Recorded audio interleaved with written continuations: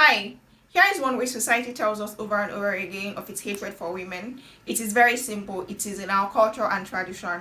There is hardly any culture in Nigeria right now that does not subject women to different ill treatment, basically because they are women. And it beats me, right? When you say that when your partner dies, the woman has to be subjected to sleep with the corpse for 3 days, drink the water that is used to bath the corpse, or pass over the corpse, and all of those nonsense that goes on. It tells me how much the woman is undervalued in this country, how much we place much more value on the males in our society rather than placing it on both partners. When a woman dies, how many times do we hear that the men are questioned? Even in cases where it is glaring that it is a domestic violence case that this woman died, they usually come up with reasons such as this woman had been sick all along, there's an underlying issue, she died not because of the violence but so and so happened, or at the end of the day they just rule it out as family case.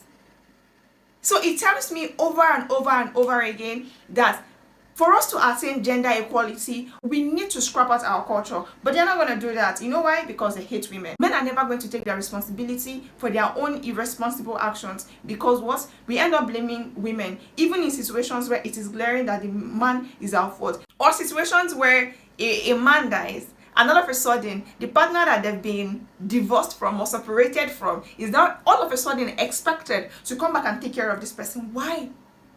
And then the woman will go back and say, oh, we did love ourselves once upon a time, so if the society wants me to take care of this person, excuse you, you are still playing into their hands. So when people say that we are not supposed to be talking about feminism or gender equality in 2023, it simply means that we just want to keep hating on women. Why do we still have female genital mutilation? Why do we still have child brides in several places in the country, especially in the north?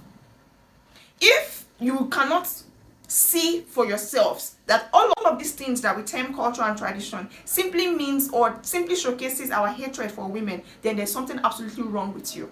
Because the man is never blamed for anything. When a woman dies, she died of natural cause. But when a man dies, you begin to question the woman. When a woman is raped, it's the same thing. Nobody asks, oh, why would you rape a woman? It is, what was she wearing? What time is this?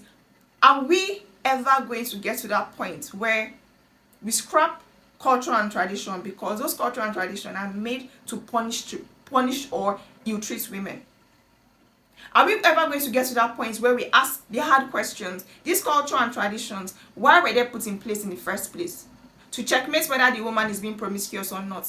But then for the man, we excuse it as, it's just a man, it's being a man. If a woman takes on or 2 times, it is, oh, she's a whore. If a man 2 times, oh, it is in his nature to 2 times. It is in his nature to marry 4 wives. After all, it is in our African culture. So our African culture has been placed in such a way that it keeps excusing men of their irresponsible behavior, whereas for that same behavior, it punishes the woman. So do you see the reason why culture and tradition hates the woman?